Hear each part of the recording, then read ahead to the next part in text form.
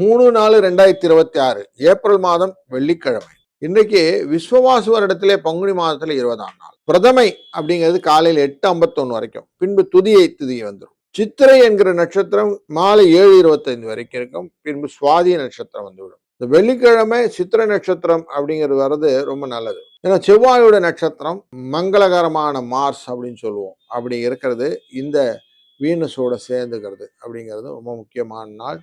அதனால இன்னைக்கு நீங்க கேட்டதெல்லாம் கிடைக்கக்கூடிய ஒரு சூழ்நிலை கிடைத்துவிடும். அதுலேயும் ரொம்ப கஷ்டப்படுறேன் சார் அப்படிங்கிறவங்களுக்கு இன்னைக்கு நல்ல ஒரு மாற்றத்தை கொடுக்கக்கூடிய சூழ்நிலை டெஃபினட்டாக இருக்கும். மத்தியான வேலையில் 12:30 1:30 அப்படிங்கிற டைமும், சாயங்கால வேலையில் 6:30 7:30 அப்படிங்கிற டைமும் நல்ல நேரங்கள். 10:30 12 ராவு காலம், 3 4:30 இன்னைக்கு யமகண்டம், குளிகை 7:30 9. மேற்கு பக்கம் சூலம், வெள்ளம் பரிகாரம். மீன லக்னத்திலே சூரியன் ஒரு நாழிகை 33 வினாழிகள் இருப்பார். 6:11க்கு சூரியன் உதய நேரம் உண்டு. பூரட்டாதி மற்றும் உத்திரட்டாதி நேரக்காரர்களுக்கு சந்திராஷ்டமம் மட்டும் இன்னைக்கு உண்டு. வியதிபாதம் அப்படிங்கிற பாதங்களும் நாம யோகங்களும் கௌலவ கரணங்களும் உண்டு.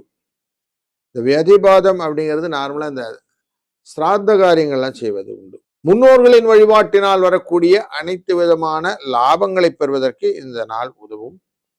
கௌலவ கரணம் அப்படிங்கிற கரணம் சகல விதமான சுபகாரியங்களை செய்வதற்கும், சிநேகங்கள் போன்ற விஷயங்களை அதிகரித்துக் கொள்வதற்கும் இந்த நாள் உபயோகமாக இருக்கும்.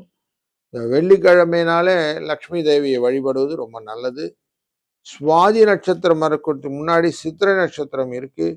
அந்த சித்திரை நட்சத்திரத்துல புதுசா நியூ ஹவுஸ் போகிறது, புது மனை புகிறது அப்படிங்கிறது உங்களுக்கு நல்லதாக இருக்கும். கடகராசி நண்பர்களே, இன்னைக்கு கொஞ்சம் கைக்கு மிஞ்சி தான் செலவு இருக்கும். அதனால பார்த்து செலவு பண்ணுறது நல்லது. யோசிக்காம படபடன்னு செஞ்சுட்டு ஐயோ இவ்வளோ செலவு பண்ணிட்டோமேன்னு யோசிப்பீங்க. அதனால கொஞ்சம் கேர்ஃபுல்லாகவும் இன்னைக்கு டீல் பண்ணுங்க. வெற்றிகள் உண்டு. வாய்ப்புகளை தவற விடாதீர்கள். 1 4 என்ற அதிர்ஷ்ட எண்ணை பயன்படுத்திக் கொள்ளுங்கள். வாழ்க வளத்துடன்.